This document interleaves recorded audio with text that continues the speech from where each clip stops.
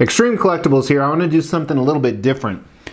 So one of the things about having a YouTube channel is people comment, and 95% of the time it's really cool comments about stuff they have going on, stuff they liked about the statue, stuff they liked about the video. 5% of the time it's complete weird criticisms. So what I want you to do during this video is comment every criticism you can think of. I think that'd be pretty hilarious, actually. So why don't you do that, but we'll also talk about Spider-Gwen too.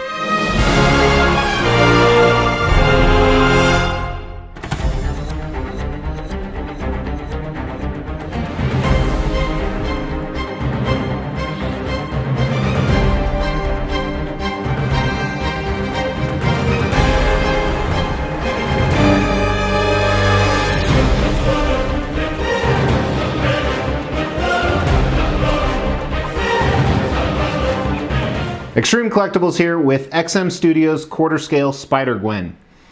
This piece, there are 500 of these made. I think the original retail was right around $800 or $900 US plus shipping. I got her brand new from Spec Fiction, which is a great US distributor for XM Studios, so go check them out, specfiction.com. There you go, Todd. Shout out. I got a little over 800 shipped, so that wasn't a bad deal. Ever since I saw Into the Spider-Verse, I wanted to get her. Sideshow has one that just doesn't have the greatest reviews. I watched a few reviews online of this, and it kind of made me pull the trigger. Also, I was just in buying mode. You ever get just in total buying mode? Well, that was me. It usually happens when I have a few days go by without an unboxing. So I went ahead and purchased her to go with my massive Spidey collection, which I think will go right behind me when I get the cases, so you'll always be looking at it. And there's pros and cons to the statue. I'm a little happy, a little sad, but measurements really quick. She is a little under 22 inches tall. The base is 9.5, and it's a diameter, but I guess there is this little antenna part, so 10.5. Ooh, shit, pretty manageable. But comes in a few different pieces. The bottom base part here is one piece. The different parts of the antenna, including this guy, this guy, this guy, this guy, this guy, are all separate pieces that either come in through keys or peg holes or magnets. Spider-Gwen minus her right arm and her head are one complete piece.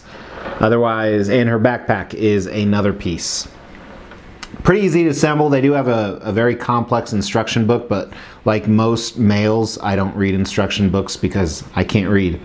So jumping right into the concept and design of this piece, obviously it's Spider-Gwen, and here's your first criticism. It comes with some switch outs. Let's back up.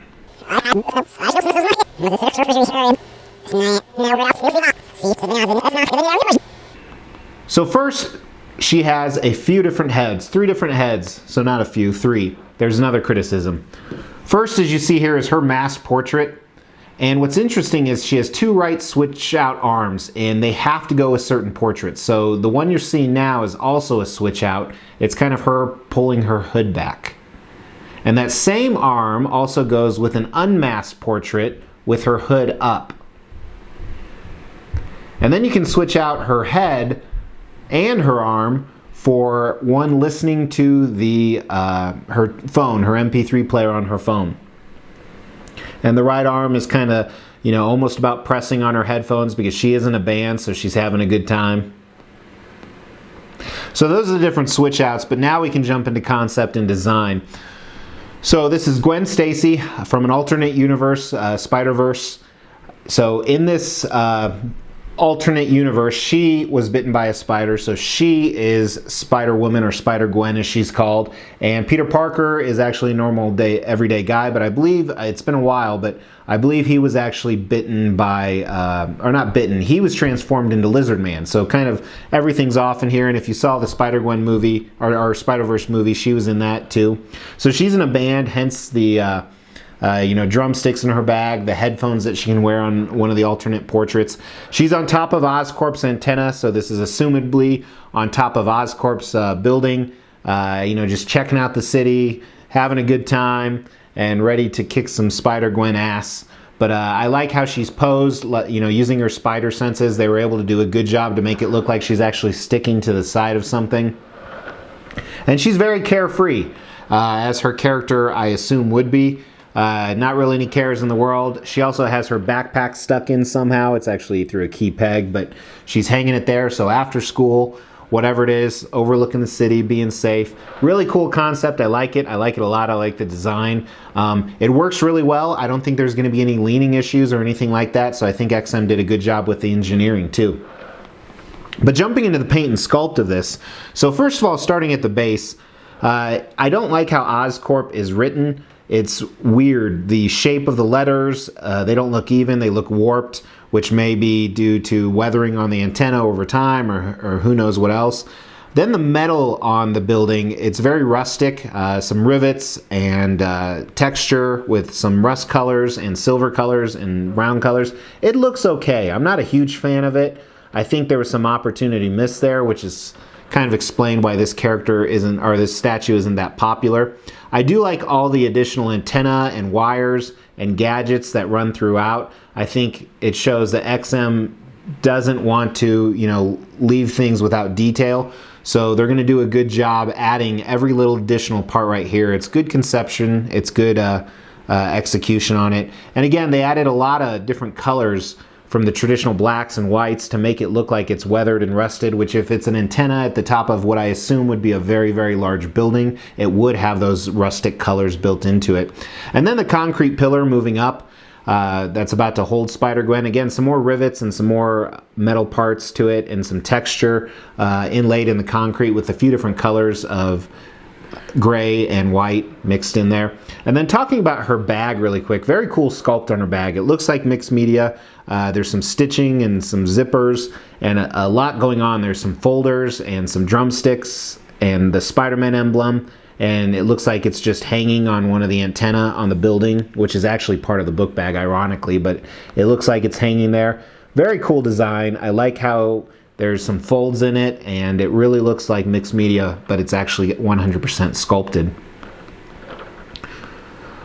Then moving back up to the pole, the red pole that she's actually sitting on, again, a lot of the same as the concrete pillar below. There's some wearing and some weathering and some texture on it, but for some reason it's red because it's a different part of the antenna. And then the little piece that comes out with the control box and wiring looks good too.